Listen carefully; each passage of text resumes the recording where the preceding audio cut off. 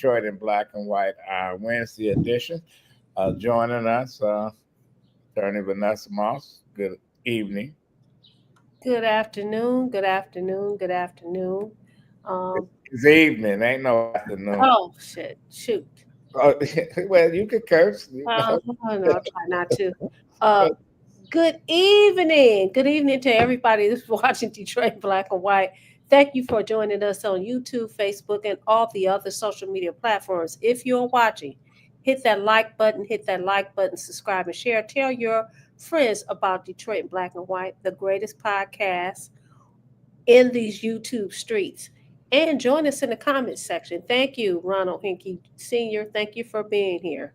Okay, Jim Nardone. How you doing, Jim? Happy Wednesday evening from rainy Trenton. I'm good. And Allan Lengel, co-founder of Deadline Detroit. How you doing? Good evening. I'm good.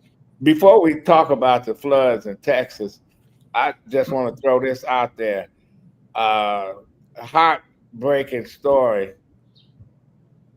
20-year-old mother with two kids, one 1-year-old, the other 3-year-old, strapped in the car, 90 degrees, 95 degrees outside. She goes to get a surgical procedure, leave them in the car. Say, didn't she know that, I left the air on. After a certain time, the engine running, and it's going to automatically cut off. Yeah. And the grandmother said those kids were so strapped in that those seats, they couldn't move. The 1-year-old died. 12. Now this is about 12 or 14 kids have been left in a car to die. How do this shit keep happening? I go to you, Vanessa. Listen, it keeps happening because people think, "Oh, it'll be okay." Listen, I'm wondering what happened because I did see the story and I just skimmed over the story. But I'm wondering, did anybody see those kids in the car? They quick to call when people have pets in the car and it's 1,000 degrees outside. I mean, I don't think so because she knew what she was doing was wrong, so she didn't want nobody to see where those kids remind me of a professor at Wayne State some years ago. Supposedly took his kid to daycare, under 1 year old, and had him strapped in the car. Him and his wife used to trade off on taking the kid. He was rushing to get to class and left the baby in the car. Remember that? Wayne State, right? And the baby died. That did was he an forget? accident. Should they go to jail? Did he forget? Yeah, he said he forgot. I don't know. But I know in some cars now, when you get out of the vehicle, they start making a noise and look in the back. Something flash. Allan, your thought on this? I mean, it's just tragic that it's unfortunate. Maybe we just need to educate people. You think it's common sense that you wouldn't have to do it. Here's a picture of the mom, but it just doesn't make sense that you would. I mean, you see people leaving dogs in the car. You see people leaving children in the car. I guess there has to be some educating and some public service announcements telling people because they're just not smart enough to use common sense. Well, Jim, as a police chief, did you see any of that when you were working? It happened occasionally. I was watching a video today at Cobb County, Georgia, where a gentleman, I call him a gentleman, left his two kids in the car and they were strapped in, and somebody called the police. The police busted out the window, and these kids they weren't old enough to know better. They were 2, 3, 4 years old, however old they were. And Dad had a new address when he came out of the wherever he was, in some little shopping mall. And they busted the window out, took the two kids out. They said, "You guys are on fire." The fire department showed up and treated them. And then Dad had a new address at the Cobb County Jail, and I have no problem with that. We see this all the time where somebody go in to get gas, and they leave their car running, and they leave their kids in the car, and somebody steals the car with the kids in Right. there, and usually they don't get charged with nothing. Don't you think, Vanessa, you the attorney here, that charges should be brought? Taking my attorney hat off if I can. Listen, I know it's been a long time since I had babies, but when I had babies, you have to go in the gas station because they stop, pumping, doing full service. I will unstrap my kid, take my kid in the gas station with me. Because you're right, anybody can decide that they want to take your vehicle. I don't understand it.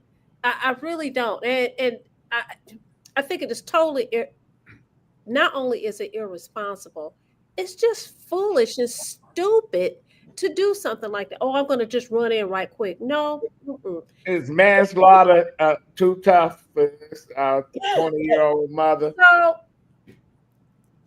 under those circumstances, so I don't know the underlying circumstances. All we know is what they put in the paper. And, I don't actually rely on everything that we see in the media. Cases like this is sensationalized. So I don't know. I do know this. The fact that she had those kids in the car and she knew she was going in there to get a procedure. So it wasn't a matter of her forgetting the kids. It was a matter of her taking a chance of, let me go ahead and do this.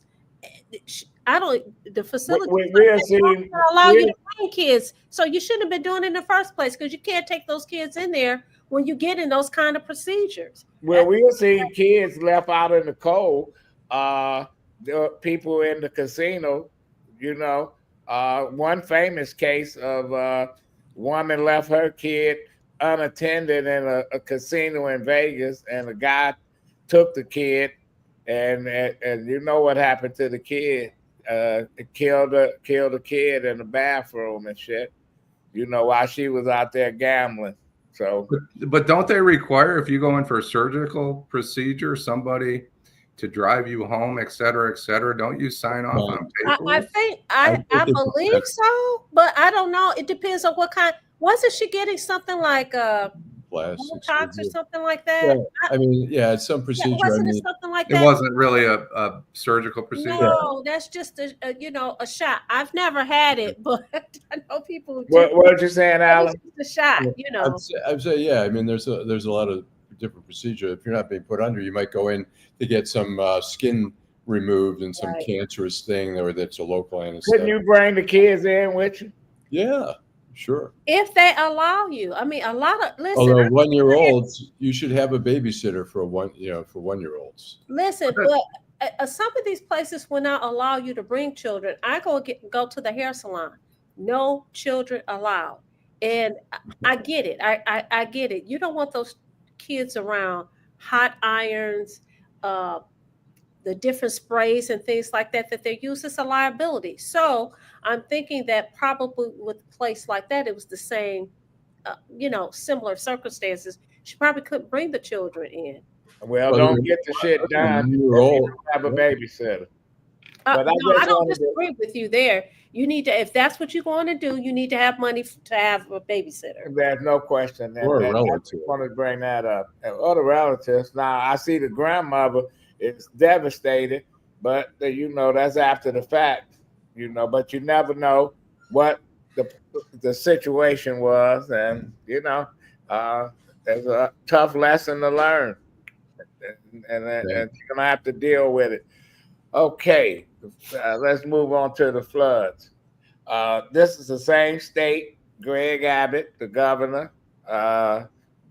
Dr. X or whatever you want to call his ass. So he agreed with Trump. You don't need FEMA. You don't need the federal government messing around with them. They can handle their own shit in Texas. And now what are we looking at? Devastation. Death and destruction. Devastation. That's right. I don't get it. The demonizing of these agencies. I mean, sometimes the agencies could be doing a better job, but look, FEMA plays an important role. The Weather Service plays an important role, and I think we're cutting You know, it's like going under the hood of a car and not knowing what's underneath and just pulling wires out saying, we don't need this, we don't need that. And the car's not running. There's so much cutting going on and not thinking, the weather service, so what? You'll turn on channel 4 and watch the weather service. I mean, the weather service plays an important role in really around the world. I know somebody in Malaysia who works for the weather service there, and it's important because the weather can be a dangerous foe, you know? Well, and you know, and you hear some of the stories of fathers had their kids trying to stay out of the water, and people were begging. This one particular father had his kids holding them, throw them, we can catch them. You know, he wouldn't let them go, so they gone. The campers, they just were swept away. It's like they didn't even have man, it just hit them. Most of them didn't know what happened. You know what?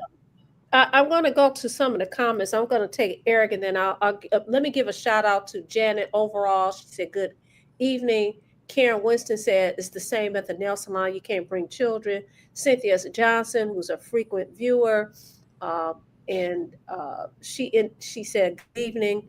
Same day, Parlay said, what's up from Highland Park? On purposes, imbeciles are leading our communities. But Eric Brown says, government and or politics had absolutely nothing to do with the natural disaster that was. Yes, it did. When they're talking about coming to give aid, probably save more lives. And when you say you didn't want FEMA help, that's politics. When you say you don't want the federal government to come in to do certain things that they used to doing for hurricanes and tornadoes and stuff, all that shit is politics. But yeah. I think what Eric is trying to say, this is how I took his comment, is politics didn't have anything to do with the natural disaster. But I think what you're saying and what most of the panel is saying, that it was the response. Politics and government does have a responsibility. It's the response that we're talking about, not the fact that there was a flood or a natural disaster. It was the lack of response. And these are the same people who say, hey, we don't want your money, we don't want your help. But now you're talking about death and devastation. What are you going to do? Okay. I agree with Eric, is that, I mean, there were people saying that they didn't predict that it would be as severe, and so they didn't take the precautions had they known it was that severe. I agree with that. But we're still seeing cuts in the weather service. We're seeing cuts in FEMA. We're seeing cuts in the weather service where here's a message. The weather service is extremely important for the safety of our lives. It's not just like, hey, it's going to be, I'm going to have to wear a sweater tomorrow, or I'm going to take an umbrella. I'm going to have to take an umbrella. I mean, the weather service has some really, life and death roles to play in our lives. And maybe they listen.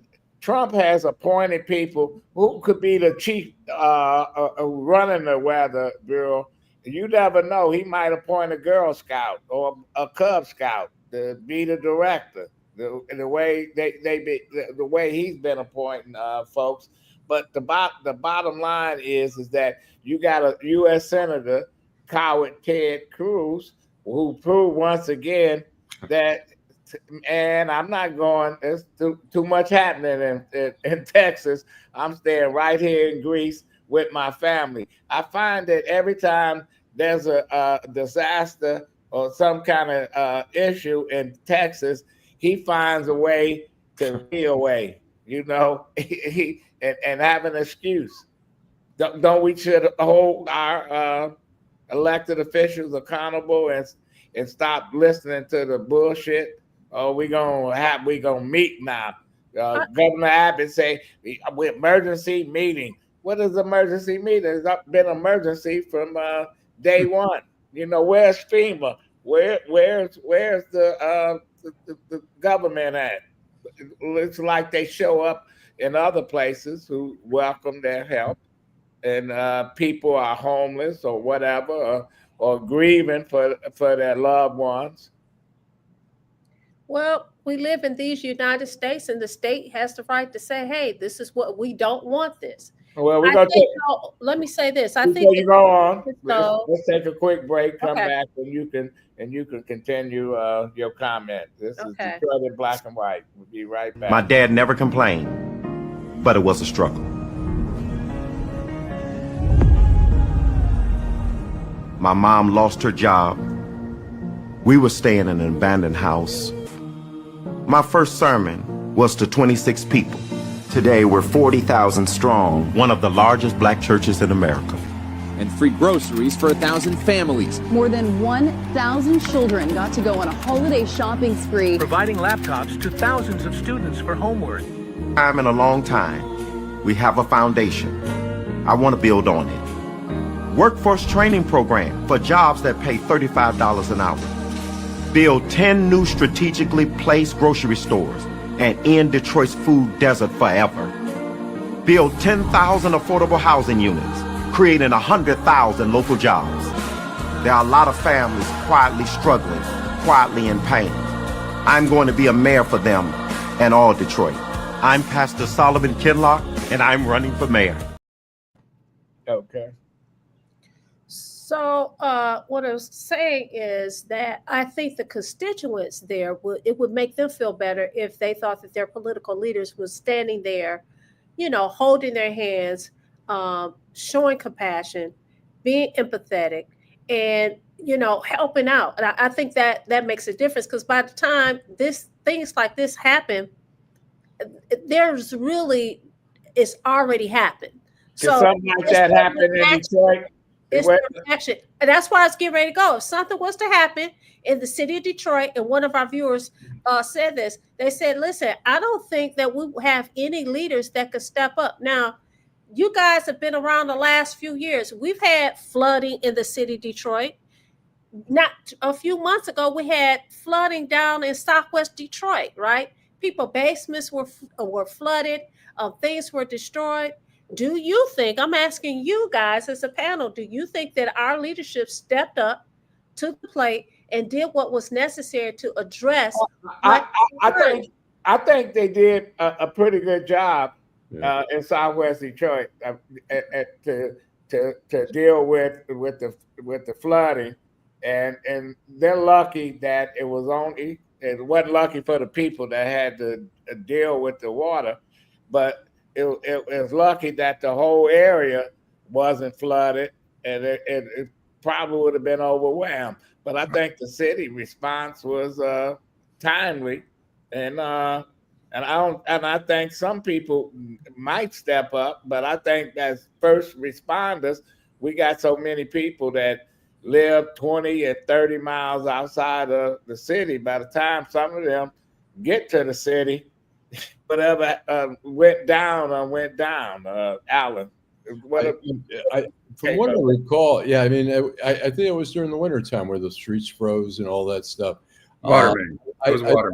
I thought I saw, and maybe it's a while ago now. I thought Duggan was out there. I mean, I don't know. I mean, I don't think the governor was out there. I don't think it rose to the occasion of a governor coming out for a neighborhood being flooded. But what's his name? Archer almost got defeated for re-election because of the snow, because they wasn't prepared doing the auto show one year. Also, when he took office and Coleman Young administration left them the game plan to deal with Devil's Night, and Freeman Hendricks and them threw it in the garbage can. And guess what? They had more fires that first year under Archer than they had the last 3 or 4 years under Coleman Young combined, because they wouldn't listen, because it was another administration. And that's what happens when you start playing politics with people's lives. We don't have it here, and we don't have people play politics. Go back to the '67 riots, where the president, LBJ, made the Republican governor here write a letter, put a request in writing for federal troops not just people dying on the streets of Detroit. But I need you to write a letter. So we done had our share of bullshit. I'm ready to talk about Texas when you guys are ready to hear it. Go ahead. Because I worked in government for a long time and on purpose said it best, imbeciles are leading our communities. And I think you all got it fucking wrong. Every single one of you guys except for on purpose. I'm going to tell you why. Yes. There's probably 500 people are going to end up dead, according to the Cajun Navy, who's down there trying to clean it up. All right. I've been to the hill country of Texas. I don't know if anybody has. It's probably one of the most beautiful places in this country. But I'm going to tell you this. The city manager of Kerrville, his name is Dalton Rice. He was jogging at 3:30 in the morning on Friday morning on a trail next to the river, which I don't know why he was jogging. Maybe that's his, typical time to run. Oh, it was a holiday. It was the 4th of July. He also met with the fire chief at 5:30, roughly, if you follow his timeline, to go check out a spot where they were going to have 4th of July festivities for the city of Kerrville, and it was underwater.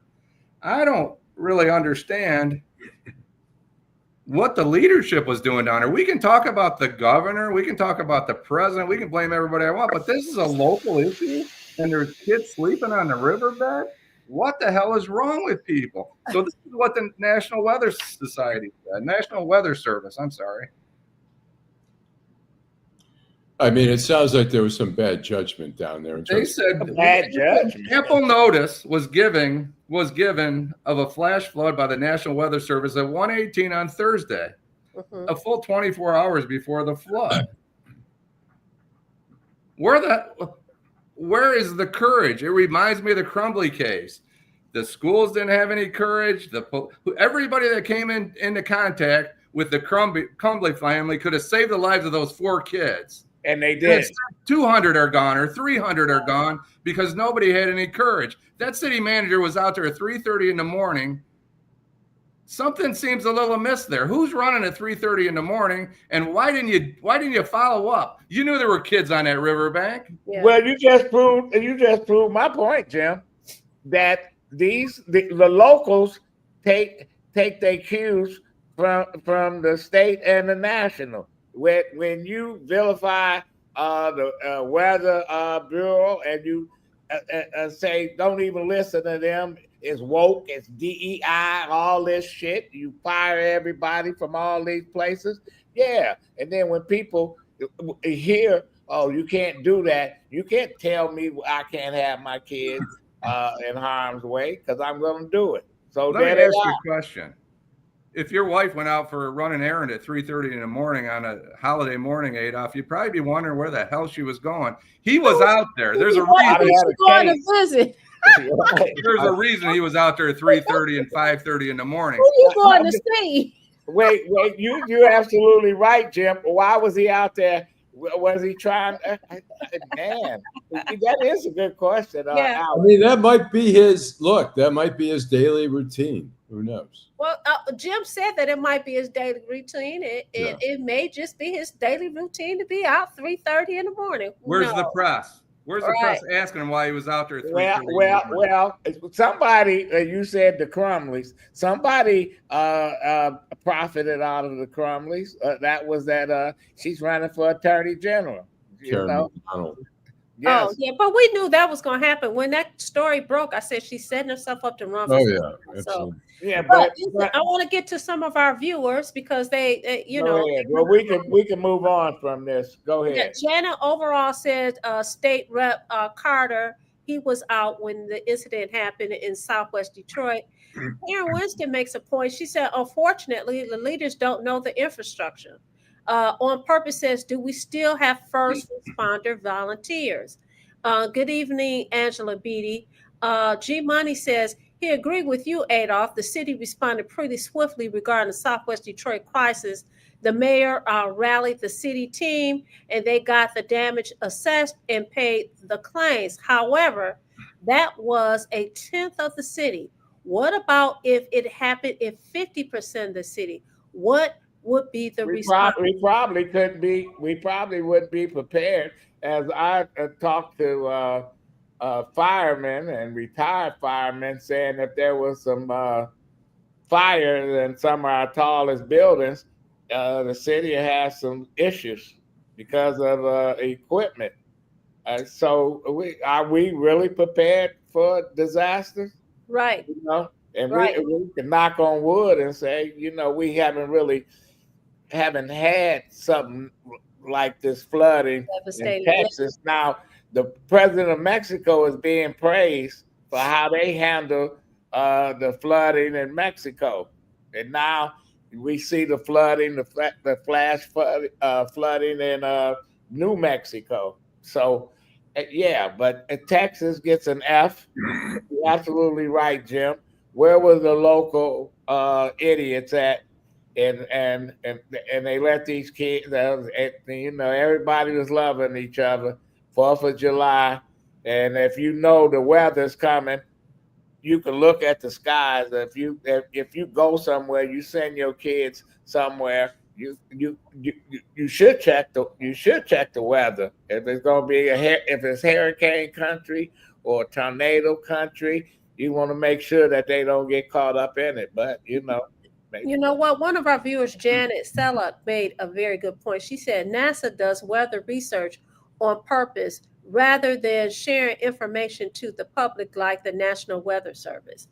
She made a very good point. It's just, like you said, we're going to move on, but it's a very sad situation. But we got a national disaster here in Detroit. It's called murder. You ain't lying about that. Of young kids. And not just 18 and 19-year-old in Pontiac, one dead in critical condition, 13 and 14 years old doing the shooting. We having the same shit here in Detroit where these kids and these guns, it's just boom, let's just shoot. Yep. You know, ask questions later, or you get mad at somebody. You see this kid, their funeral is this Saturday, and you know basically what happened was they say that it started on a bus where somebody knocked the hat off of one of the guys. One of those guys got in a car with somebody else. They drove by the park and they just opened fire on where they thought these guys were or whatever. So listen, it's so crazy out here. I'm one of those people. Listen, you step on somebody's shoes, you might have beef. Somebody want to cut you. Listen, if you want to take cuts, fine. If you want to step on my white my white tennis shoes, that's fine. Listen, you could do whatever you want because people are unhinged, they are crazy. That is ridiculous. Somebody now, did they knock the head off like this? And even if they did slap them upside the head and knock the head off, why would you go in a public area and just start shooting? That's just ridiculous. Well, one our candidate said under her watch, the homicides is a record low. You know, should we stand up and applaud? It's the population. I mean, I'm not trying to be funny, but the population has shrunk. So I don't understand. Do the math. The math not mathing. I mean, it's a trend all around the country where, I mean, New York. Well, I'm talking here in Detroit. No, I'm saying here is part of the trend. But yeah, Jim, as a law enforcement person, how do you get the guns off the street? How do you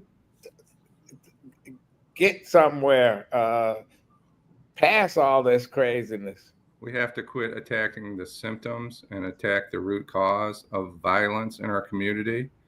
And it's not by laws. It's by engagement. This has been going on for 40 years in Detroit, or 50 years. It's been going on around the country for 40 or 50. This is nothing new. We idolize the old West, where gunfight. I don't think so. I think you got it backwards. I don't think we idolize the old West, because the old West, there was respect in the old West, because you might get. That depends on who you were respecting and who was you lynching, and that was the old West. Listen, might have been respect for Jim Nardone, But for a person like me, it'll be something else. We're gonna take a quick break and come back and go to you, Allan. We'll continue this conversation. Detroit in black and white. Hi, I'm Eric Sabri, your Wayne County Treasurer. If you're living in a home of a deceased family member and you're facing property tax foreclosure, the probate process can be helpful to you. If you file a probate petition and notify our office, the foreclosure proceedings will be halted during the probate process. Contact us at 313-224-5990 or email us at taxinfo@waynecounty.com. We're here to help.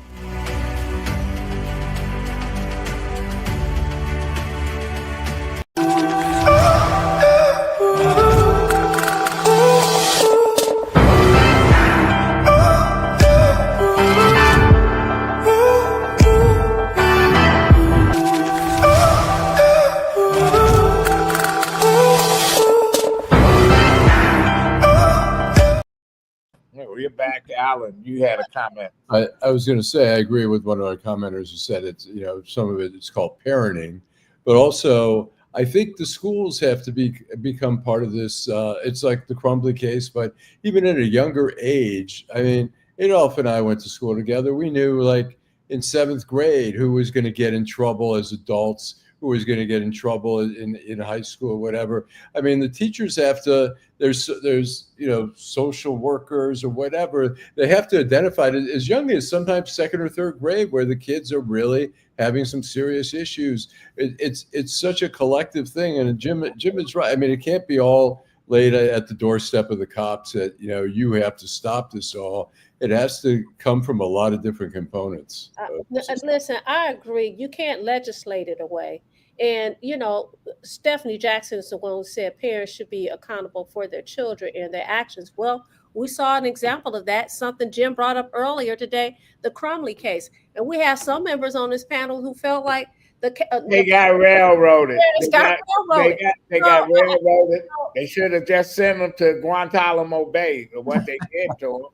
How long you gonna lock them up? No, you're saying that the parents should not be held accountable. Listen. Yes, I didn't say that. What are you saying? But how long? The daddy gave him the gun, bought the gun. You deal with the daddy. The mama was just a sorry ass mother. That was her problem. She shouldn't be in jail. Should you jail the teacher too that had the backpack and the gun that let the kid walk back to the classroom because they were afraid of the parents? Well, but you know what? But if the boy name was Jamal Crumley, they would have went in his backpack and they would have kicked him out of school, right in that school district there at Oxford. And 4 kids would be alive today. You know what? And 4 kids would be alive today. Yeah, Eric made a good point that some of these teachers are afraid themselves. Back in the day, they used to allow teachers to use corporal punishment. I mean, what's more of a community? You get shot today if you hit somebody. You can't even look at nobody quicker or say anything to them. You can't scold them or anything because you're going to get in trouble. And not just with the parents, but with the administrators. You can't talk to them like that. You can't look at them like that. You can't do anything. So our hands are tied. And I think Jim hit the nail on the head that it takes a village. Basically, it's not just the parents. It's the parents. It's like Allan said. It's education. It's the community. It's just sad the way things are today. Well, and I think the older we get, the more that we've seen, because we've been here a long time. But we have these elected officials who pat themselves on the back and said, I cleaned up the neighborhood.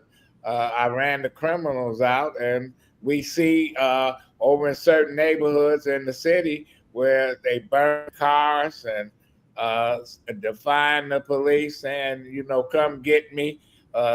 They doing those spinning with the cars and stuff, and all that leads to drinking, and with the legalization of marijuana, that's not a good mix. I'm surprised that we don't have any more mass shootings like the one they had in the backyard party where they just shot up 13, 14 people like it was nothing. Allan. When I worked at the Washington Post, I used to help high school, Ballou High School, in Southeast DC. I'd help them with their school paper. That one year, 8 students, not in the school, but 8 students who attended the school were murdered in one year. I mean, it's just insanity. Just all the stuff. Or you can get it with 10 people, 12 people somewhere in a park and talk about who got shot, and you probably get 6 or 7 of them start pulling up their shirts and shit and showing bullet wounds and scars and stuff. It doesn't make sense. Or you go into a room and people talking about they had a relative that get killed by gunfire, and you probably get 4 or 5 people saying, "Yeah, me too," or they have a friend that doesn't happen.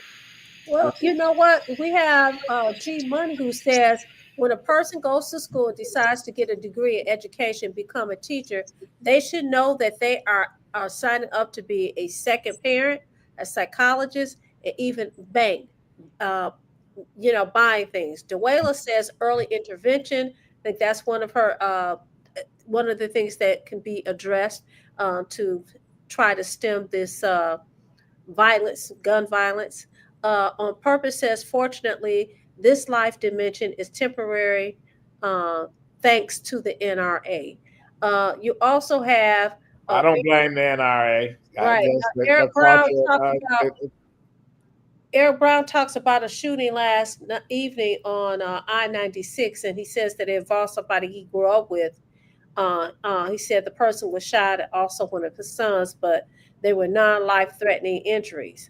And did you see the shooting with the Warren police came into the city, had a shootout with a guy with domestic violence, whatever. They killed him. You know, Warren don't mind coming into Detroit, eating, doing whatever. And the family of the guy that got killed called Todd Perkins, who was running for mayor. He was at the scene. But Todd handled it just like any other competent attorney. He said, let them do their investigation. You know, it's a sad situation. Is this the guy that beat up his girlfriend and tried to burn her house down? Is that? Yeah, I think so. Yeah. Allegedly. Yep. I don't know. Strangled her, tried strangling her. But I'm just saying, we having all this, the gunfire, gunplay, you know, how many people drive the lodge late at night where it's like the Indianapolis Speedway? You ain't lying. These people are out of control. It used to be the state police used to have patrols. I don't see them.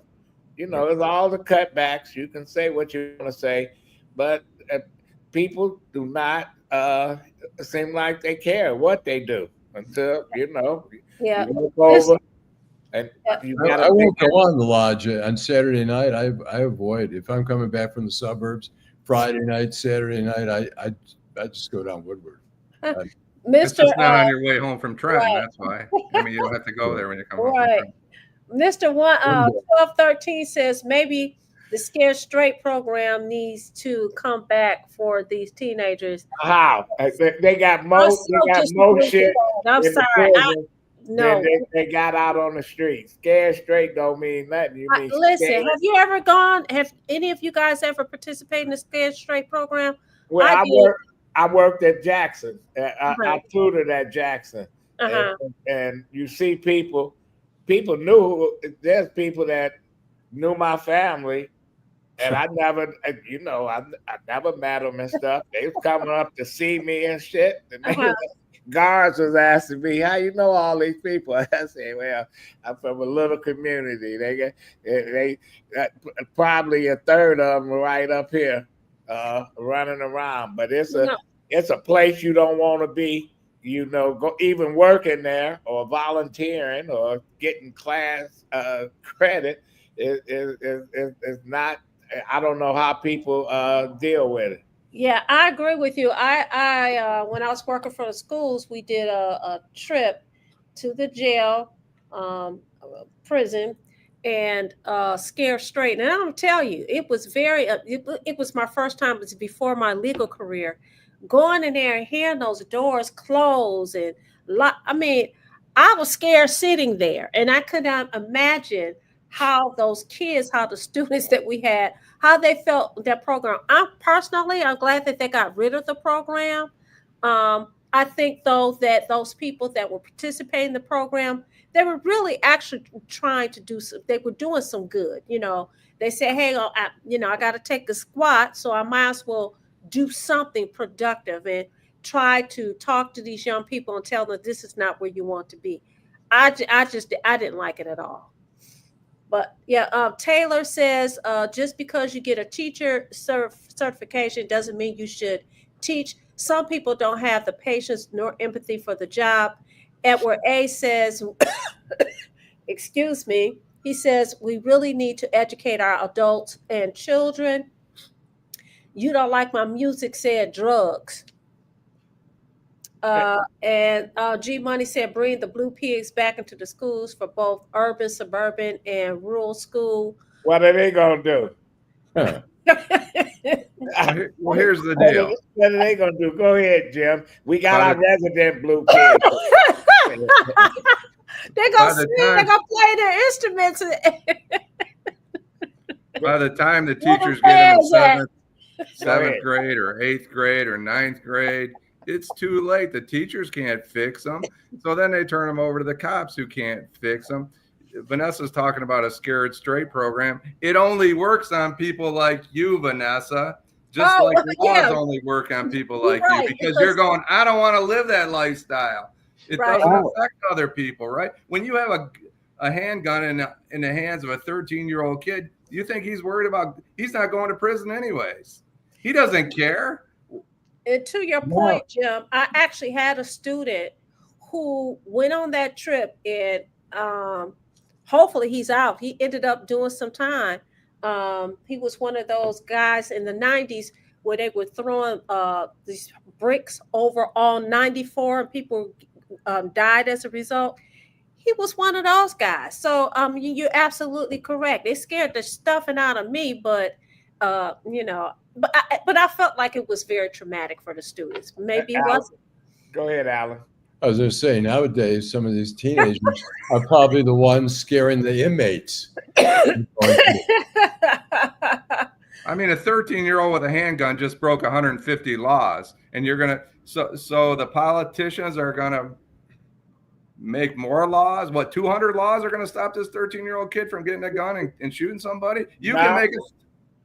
No, it's not. And unfortunately, you had 5-year-olds find their mama's guns or daddy's guns and shoot the 3-year-old brother, or shoot the mother or whatever. It's crazy.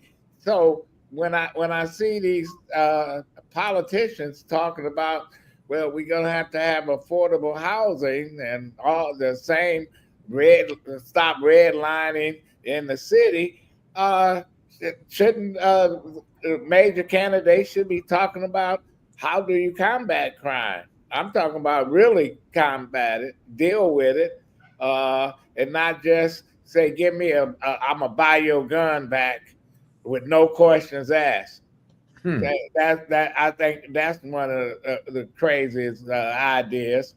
Well, that's Mary Sheffield, isn't it? Buy your gun back and I'll get you a job that afternoon. Wasn't that what you said? That's one of the reasons why the Free Press, and I don't know if y'all read their editorial, and they must have got some blowback on endorsing Mary Sheffield because they put out an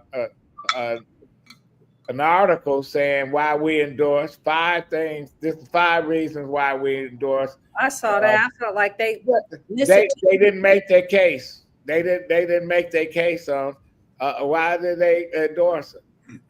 They just threw some PR bullshit out there, and it didn't make any sense. But I mean, so what is it that you want the politicians to do? Because really, the responsibility lies within us and within, Well, I want them to what do you make think they, they I can want do? them to make the schools better. You know what? They have When the schools were better, a you still had shootings. well, you know what? Detroit it did it right when they start putting metal detectors. There's ways you don't have somebody coming in there shooting 5 and 6 or 7 people, you know. They're But not shooting them in the schools, but they shoot them in you the gotta park. create a good environment for everybody involved. You know, when you got kids walking 2 miles or got to catch a bus, where it used to be you can walk across the street and there's the school, and you know you had teachers that lived in the neighborhoods, or they sent their own kids to the same schools that they taught at. Why would I send my kid to a school uh, that I'm teaching, but I don't want my kid to come to this school because it's not that kind of school. Why am So, I teaching this shit? so Yeah, politicians can do better. Well, for the sake of otherwise, I have them. conversation, though, Well, Allan and Adolph and Jim, if you have a lower population, you don't have that many people here who don't have you don't have a lot of kids. you got Why eight are we hundred having this? thousand. Well, That's a wait a lot of minute. Let people. me finish. Why are we having this conversation about, listen, we have to have schools where kids can walk to and all of that. If we don't have the people here to do that, why are Yes, we we even having do. this conversation? Yes, we I'm do. asking a question. We do. Yeah, we got the people. Well, listen, We we have the always children. what? We have the children. Yeah, we had the children, We but we have the let them, families. Is what you're but we saying. sent them to every Tom, Dick, and Harry district. It was a time when these districts say we don't want kids from Detroit. They prosecuted parents that when they found out they gave false addresses. Now everybody got a piece of the city because the parents are looking for better schools, looking for pie in the sky. They go to charter schools, they go to Catholic schools, they do the home schools, they do all kind of schools. And here we got a superintendent making $500,000 a year, and he don't send his kids to the schools that he oversee. Now you gonna tell me something ain't wrong with that scenario? And we get this. The mayor should not have anything to do with the schools. The schools are independent. Man, somebody got to answer to how they're going to improve the situation in our educational system. Go ahead, Allan. I was going to say, I think a lot of the residents have given up on the school district. They're going to Oak Park. They're going to Inkster. They terrible. Inkster don't have a school district. West Bloomfield, Southfield.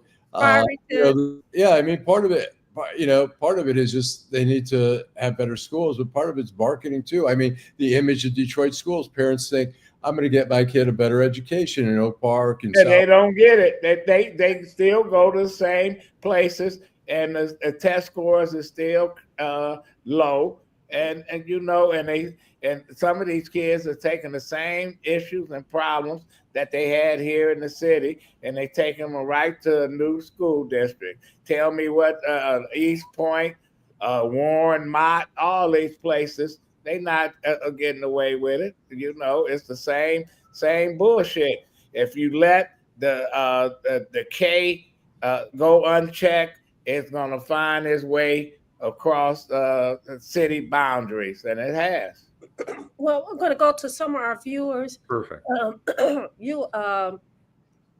On purpose says teenagers need an opportunity to get out of their neighborhood and experience the outdoors, like camps, horseback riding, etc. Cynthia Johnson said that the Blue Pigs don't want to come into schools with these kids. And I'm paraphrasing. Ira Todd, thank you for joining. He says so many kids carry because they don't feel safe and fear is motivating them. G Money said, you're right, Vanessa, where those fans at kids are motivated by music, dance, and words of encouragement, and rapping. And a group like the Blue Pigs could be beneficial in shaping their behavior. Jill Sheridan says maybe instead of scare straight, they should have at-risk youth do a stint in a emergency room. Wow. Mr. 1213 said Kettering High School first installed metal detectors in 1982-83 school year. Dorian Denard says, well, what y'all boomers don't understand about these new kids is that they don't give a F. Their outlook on the future is bleak. Trump is a felon and he's the president. We're hypocrites to them. David Porter, new viewer, there's not that many Catholic schools in the city anymore. Duela said there's no one solution to this mental health this mental health issues that children are experiencing today. Pray. I think that's one thing. Clearly, teachers have to be more respected. They have to be getting higher salaries. If you're not paying people, why should you go into these stressful teaching situations? But if you're dedicated and you get a decent salary, but teachers, a lot of teachers aren't. Some are, some aren't, and we have to have consistency in paying our teachers where we're getting people who want to be teachers because they can make a decent living. I wanted to be a teacher. I was in the School of Education at one time. Oh yeah, and I did a student at a high school. Scared the hell out of me. Huh. It was in Pontiac. I said I don't want to be a teacher. Nope. No. High school. It's like, man, I'm only 20 years old and 1 or 2 years older than some of the kids walking around in the schools. It's like, no, it's not for me. Don't want to do it. Dorian Denard makes a good point. Dorian Denard says also the worshiping of gangsters. Let me go back. And bad guys is the culture of Detroit. The term it's the culture of America. You look at Al Capone.